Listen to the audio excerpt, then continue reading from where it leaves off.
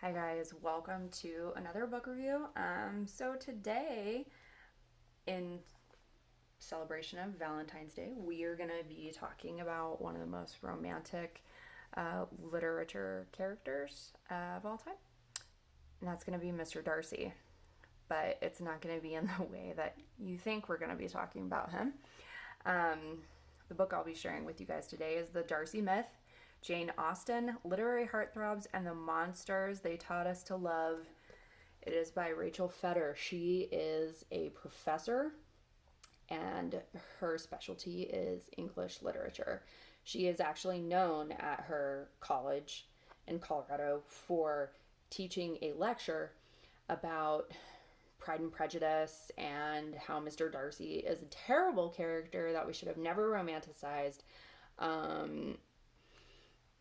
Because all he is a rich asshole, and at the very end he tries to make amends, but really he's still a dick. So basically she's saying this person or this character is not necessarily worthy of the popularity and acclaim he's achieved. To an extent, yes.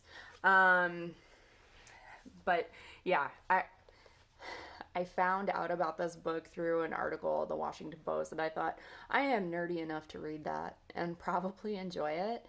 And also, I really wanted to see if this person could destroy the character that is Mr. Darcy. Um, and she does a good job. Like, she points out a lot of things of how, you know, this one book turned into, you know, the trickle down effect that still occurs today in our literature and or pop culture. Example, Bridgerton. Okay. Along with all the other examples. Yeah, she talks a lot about different characters in pop culture. Your Edward Cullen, your Christian Grey, your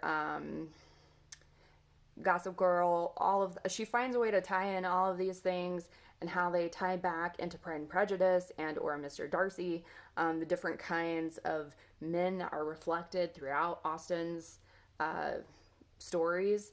You know, your Wickhams that are a rake.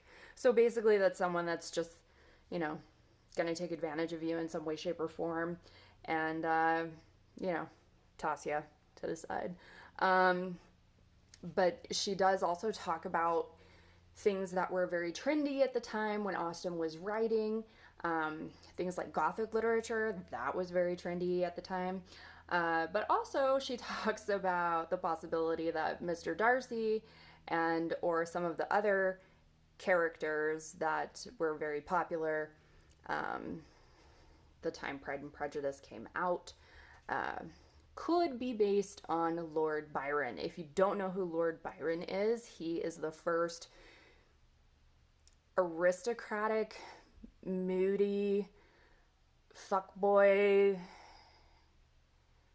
just asshole that gained serious popularity where it's like all the women wanted him. He had a lot of bastard children, BTW, and men wanted to be him, though allegedly he did have romantic relationships with men, which, if that's the case, that was illegal in UK at the time.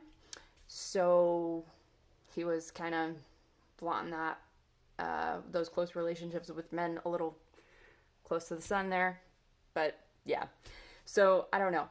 But she allegedly claims that Lord Byron is a good case example of where a lot of these characters came from, or certain cultural phenomenon written in books like vampirism, that kind of stuff, right? Like, a dashing vampire who's like rich and incredibly attractive, that could have been tied to Lord Byron in a way.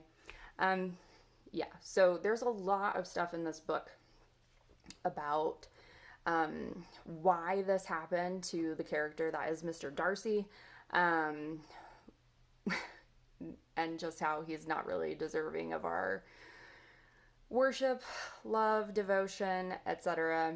And also how it basically teaches us as women and or people looking for a significant other that if they're kind of mean and a dick to you, that you're thinking, oh, well, eventually they might change, or, you might still be interested in them, even though initially, if they're a dick to you, it's probably not a good thing.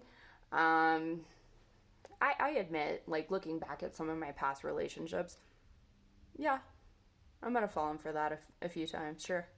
But now I'm old and I'm tired and I don't have that kind of time.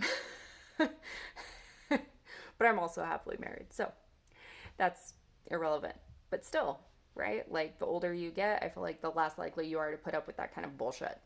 Um, but yeah, she does a really good job in tying it even to modern day times. How this romantic influence still continues to shape society and our popular culture. Things that are trendy, again, Bridgerton. Um, I will say though, she did mention, you know, that sometimes she enjoys ruining Pride and Prejudice and Mr. Darcy for people. Yeah, yeah. I will say what might save you time on your lecture um, would be have them watch the Keira Knightley Pride and Prejudice with Matthew McFadden. He was my favorite Mr. Darcy. And then have them watch an episode of Succession where the same actor who plays Mr. Darcy is playing Tom Wambsgans, a grease stain of a human being. And I bet you it's over, it's done. But Succession and his character might actually be a pretty legitimate representation of Mr. Darcy in modern times. Um, it's just a thought that might actually work. I will say this was like a really fun and nerdy read for me.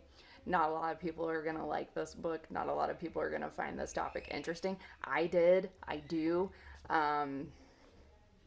Till next time.